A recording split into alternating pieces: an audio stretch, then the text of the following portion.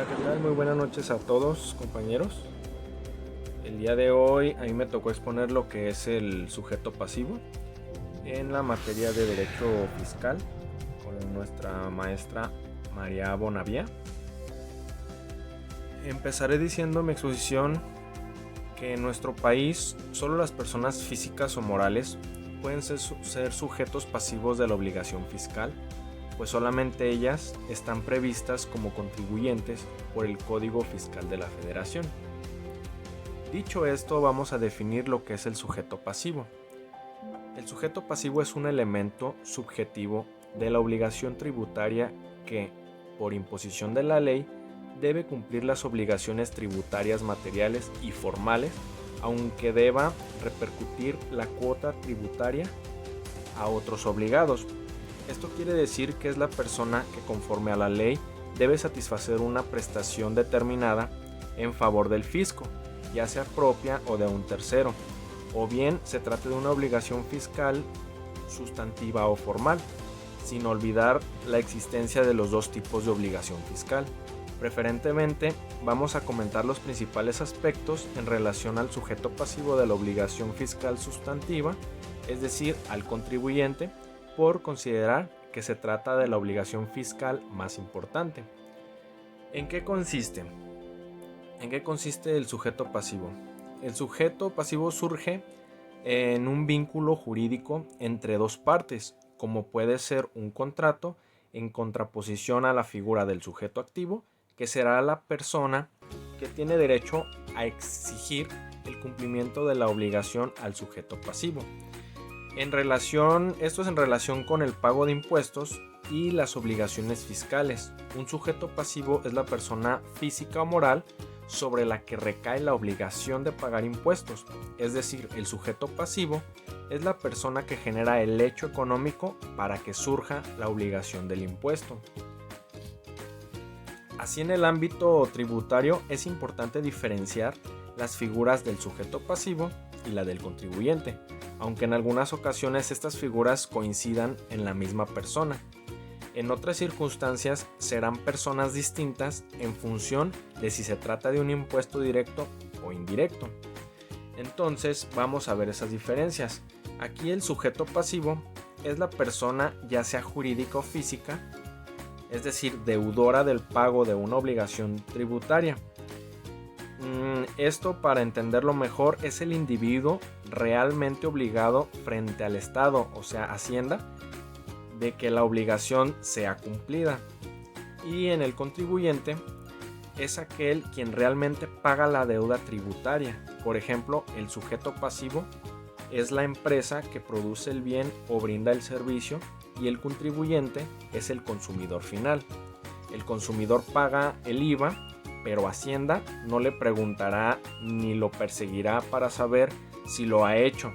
En cambio, Hacienda controlará con bastante rigor a la empresa a que declare y devuelva el IVA cobrado a los consumidores. Dicho esto, vamos a ver lo que es la clasificación de los sujetos pasivos.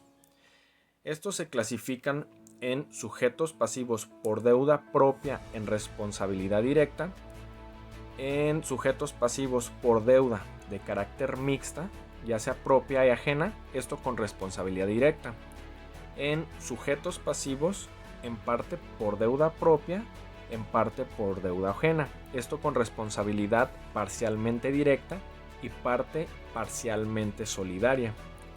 Tenemos a los sujetos pasivos por deuda ajena con responsabilidad sustituta, a los sujetos pasivos por deuda menor con responsabilidad solidaria, y a los sujetos pasivos por deuda ajena con responsabilidad objetiva. Vamos a ver el primero. Sujetos pasivos por deuda propia con responsabilidad directa. Es el caso en el que el deudor directo del tributo o su causaviente, mortis causa o inter vivos, es decir, herederos, legatarios o donatarios, título universal, y se trata de personas morales, las que subsisten o se crea por difusión.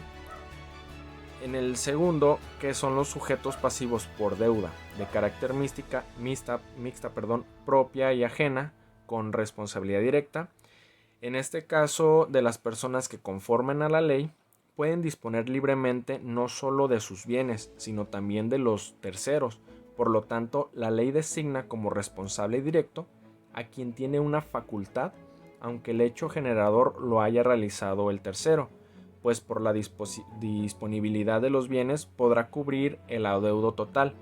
Esto en algunas legislaciones el ejemplo ha sido el jefe de la familia respecto a los bienes de los integrantes es de la misma. En tercer lugar tenemos el sujeto pasivo, en partes por deuda propia, en partes por deuda ajena, esto con responsabilidad parcialmente directa y parte parcialmente solidaria. Este es el caso de copropietarios o coherederos, ya que cada uno se puede exigir el total del adeudo y no solo la parte que le corresponde. Desde luego, se respeta su derecho a repetir, contraerlos, además de ser responsables. En cuarto lugar, tenemos los sujetos pasivos por deuda ajena con responsabilidad sustituta. Aquí es el caso de los sustitutos legales del deudor directo, ya sea voluntarios o por ministerios de ley, a quienes se respeta su derecho a repetir contra el deudor directo. Seguimos con los sujetos pasivos por deuda menor con responsabilidad solidaria. Es el caso de determinados funcionarios públicos a quienes la ley impone ciertas obligaciones de carácter formal y que no fueron cumplidas, por lo cual trae como consecuencias un perjuicio al fisco, como por ejemplo el notario que no verifica que por el acto que ante él se otorga se satisfaga el tributo causado.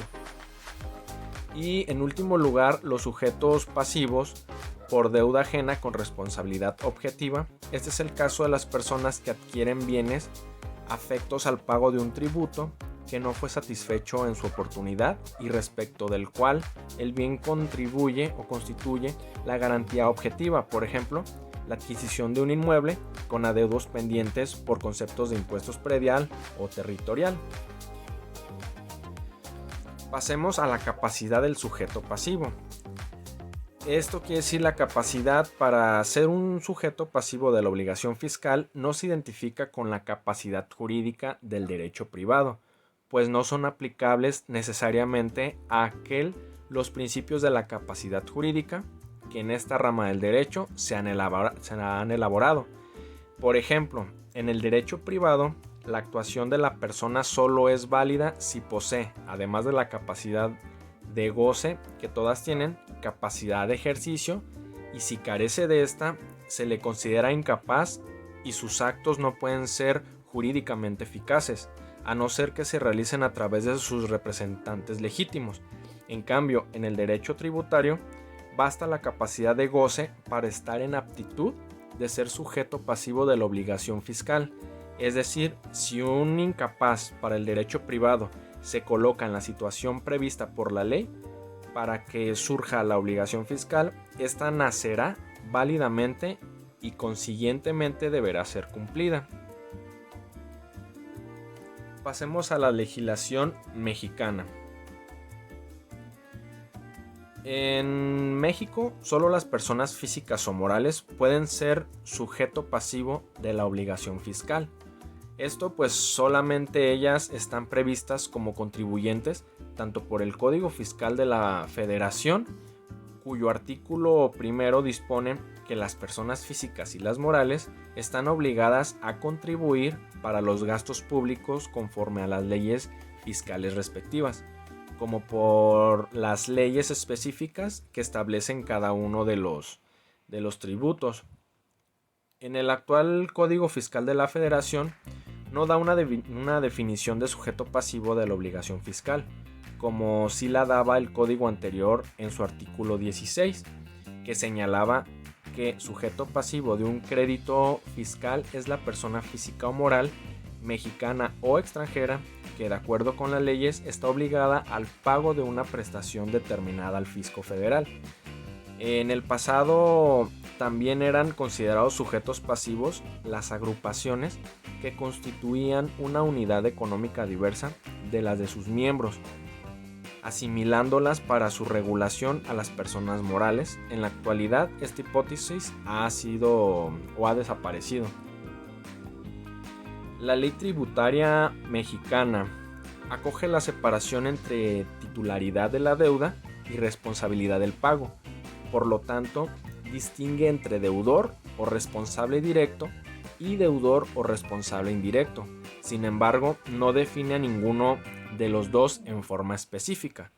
Esto en relación con el deudor directo, ya hemos dicho que el actual Código Fiscal de la Federación no lo define, y respecto del responsable indirecto, el ordenamiento mencionado tampoco da una definición y solo hace en el artículo 26 una enumeración de quienes tienen responsabilidad indirecta, agrupándolos a todos bajo el rubro de responsables solidarios.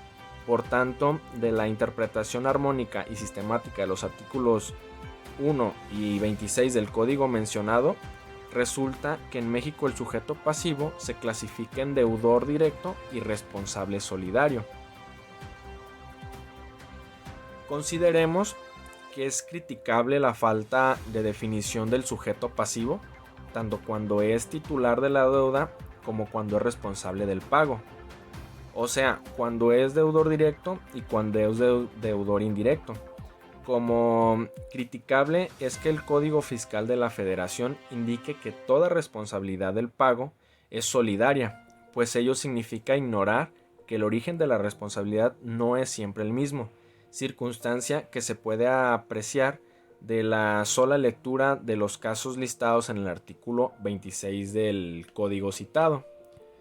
En conclusión, los sujetos pasivos de la obligación tributaria, distintos al contribuyente, es decir, solidarios o sustitutos, tienen como principal función la de coadyuvar a la autoridad fiscal en la recaudación de los contribuyentes, o de las contribuciones, Asimismo, en caso de no hacer la retención debida o pasar por alto el corroborar que el contribuyente efectivamente haya pagado las contribuciones correspondientes a sus actos realizados, entonces, mediante mandato de ley, se hacen merecedores de responder sobre las obligaciones no cumplidas. Bueno, compañeros, pues hasta aquí termina lo que es mi exposición, mis temas que la maestra me otorgó para el día de hoy. Espero que haya quedado claro y si no, pues lo vemos en clase. Muchísimas gracias por su atención.